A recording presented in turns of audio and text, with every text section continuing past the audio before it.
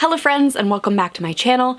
My name is Emily and today I'm going to be sharing with you my June TBR. For the past couple of months I have been doing a shop my shelves book scavenger hunt sort of thing in which I take prompts from you guys. Now the thing is that June is Pride Month and I already had sort of TBR in mind for when I started this because I have been collecting a lot of queer literature for a sex and YA series. This is an incredibly ambitious TBR, more ambitious than normal, so let's just jump right into it. Let's start with the first book, the book that I have already finished, and that is We Contain Multitudes by Sarah Henstra. So this is the story of two boys who are paired together in a English class pen pal assignment. So it's between a, oh gosh, it's the American school system. It's like a grade 10 and a grade 12. So they are writing letters to each other and in doing so develop a really intimate friendship and then relationship. So this was really fun and a great start to June, a great start to Pride Month. The next book I picked up, I have actually started, and that is Everything Leads to You by Nina LaCour. This is a piece of lesbian fiction about a girl named Emmy who finds a letter in a record that she picks up at an estate sale for a famous deceased actor. The letter is about money put away in an account for his granddaughter. Now this actor was well known to be like a George Clooney style bachelor. He died alone with no family. Emmy and her friend Charlotte work to find first his daughter, who is mentioned in the letter, and then his unnamed granddaughter, who is mentioned in the letter, and who has this account of presumably quite a bit of money based on the actor's success. And so things sort of unfold from there. It's very like inside the film industry. It talks a lot about art, and I think the most interesting thing that I've encountered so far, and I would love to hear other people's responses just based on me very narcissistically, is, quote, "The art department creates the world. When you walk into someone's house and you see all of their things, the neatness or the clutter, the objects they have on display, that's when you begin to really know someone," end quote. And that's on page 103. I am so curious, after like 5+ years of letting you guys into my bedroom, into my office, what this space says about me. I'm a little bit tempted to do the like Instagram assumptions tag that I had no interest in at the time, but now having read that line and thought about all of the assumptions that we make based on what we see in the background, I might do that. I have also put on this list, I'll get there, It'll Be Worth the Trip by John Donovan. This is one of the first pieces of queer middle grade, I believe. It was published by Ursula Nordstrom. It was a risky piece. It is about a young boy named Davy who ends up moving in with his alcoholic mother when his grandmother, who is his primary caregiver, passes away. I also have on this list Leaves of Grass, the original 1855 edition by Walt Whitman, again because of We Contain Multitudes. I think I want to try it. I want to try it again. I want to give it another chance. Third time's the charm. I also have Dear Genius, the letters of Ursula Nordstrom. So Ursula Nordstrom was a lesbian in children's publishing who changed the face of children's publishing. And during Veda, I actually talked about doing a little mini series on her, and I would still like to do that. So given that I'm reading a whole stack, that's totally out of frame, a whole stack of queer literature, I think it will be interesting to also read about the woman who changed children's publishing. So those are the things that I have started or have read or are reading. The rest of the stack is just the queer literature that I have picked up over the, I think, 2 years that I've been thinking about sex and YA. I have Pulp by Robin Talley. So this is a piece of fiction that skips between times. You have 1955 and contemporary times. So in this novel told in dual narratives, Robin Talley weaves together the lives of two young women connected across generations through the power of words.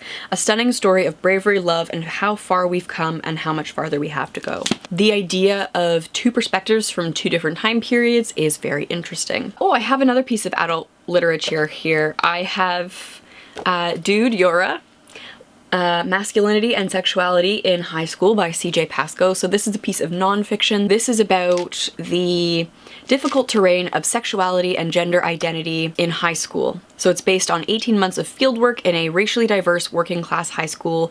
It plumbs the dynamics of masculinity among high school boys and sheds new light on masculinity both as a field of meaning and as a set of social practices. The next book I have here is The Lotteries, More or Less by Emma Donoghue. So The Lotteries Plus One is a piece of 9 to 12 middle grade fiction that involves the co-parenting of two couples, a lesbian couple and a gay couple, and they have multiple biological and adopted children, and it's set in Toronto. I loved it because it feels very Toronto, like it captures the feeling of Toronto in the summer for me. And even though this is a Christmas book, I feel like this might be a good time to read it. I did mean to get to it over the holidays and just didn't, so why not now during Pride Month? I also have The Symptoms of Being Human, Boy or Girl, Yes, by Jeff Garvin. So this is about Riley, a gender fluid teen. On the advice of a therapist, Riley starts an anonymous blog to vent their pent-up feelings and to tell the truth about what it's really like to be a gender fluid teenager. Just as Riley is starting to settle in at school, even developing feelings for a mysterious outcast, the blog goes viral and an unnamed commenter threatens to expose Riley's real identity. And Riley must make a choice: walk away from what the blog has created, a lifeline, new friends, a cause to believe in, or stand up, come out, and risk everything. I'm interested in the exploration of gender fluidity, and I like the ties to the online community. I have Empress of the World by Sarah Ryan, which is a lesbian romance novel. Nicola Lancaster is spending the summer at the Siegel Institute Summer Program for Gifted Youth, a hothouse of smart, articulate, intense teenagers living like college students for 8 weeks. And the synopsis asks, what do you do when you think you're attracted to guys and then you meet a girl who steals your heart? So actually I wonder if this is a bisexual relationship, which is also pretty cool. I have this copy of Sugar Rush by Julie Birchhill, which has a warning explicit content sticker on the front. This is not a Canadian edition, this is a UK edition. And it says, 2 girls, 2 worlds, 1 love affair. 15-year-old Kim is horrified when her dad tells her she's got to leave her posh school and go to infamous Ravendine Comprehensive. How will she survive in this wild and scary teenaged jungle?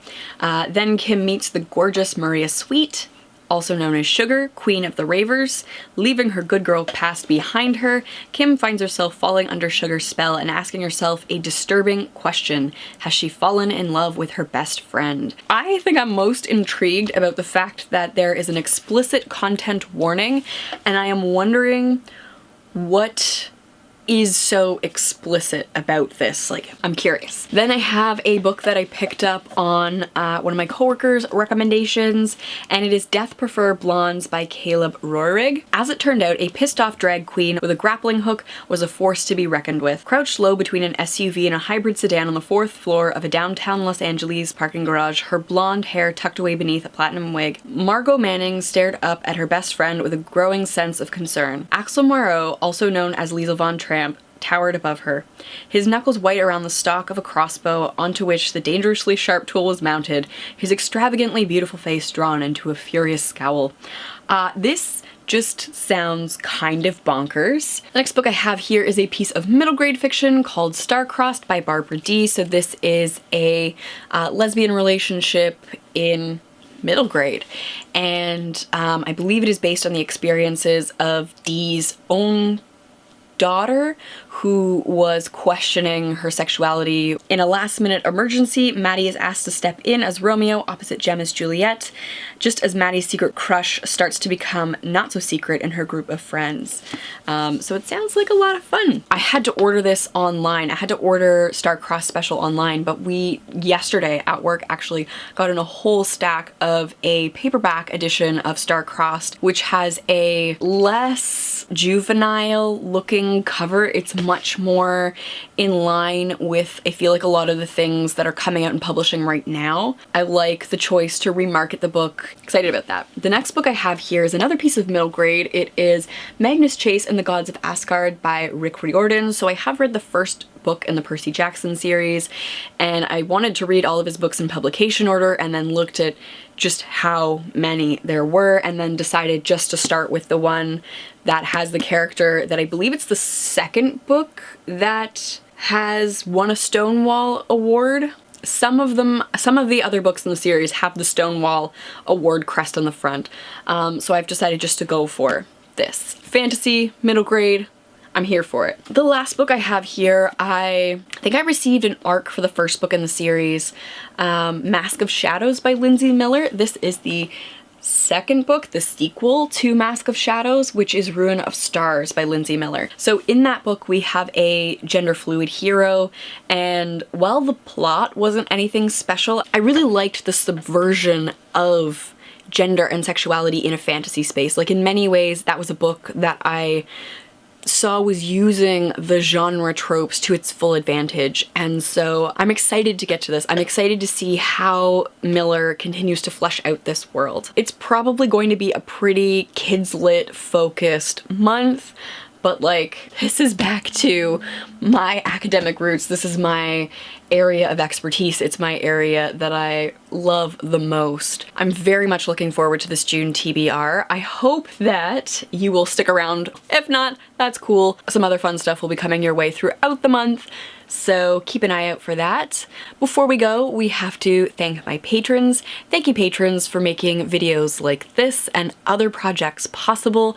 I really appreciate the work that you are enabling me to do. If you are interested in becoming a patron, links to that will be in the description box down below. Right now, patrons in tiers 2 and 3, those who have early access to videos, actually have access to the first video in the second part of the Dark Tower project, and they should be getting another one this week as well. Thank you guys so much for watching, and I will see you soon. Bye.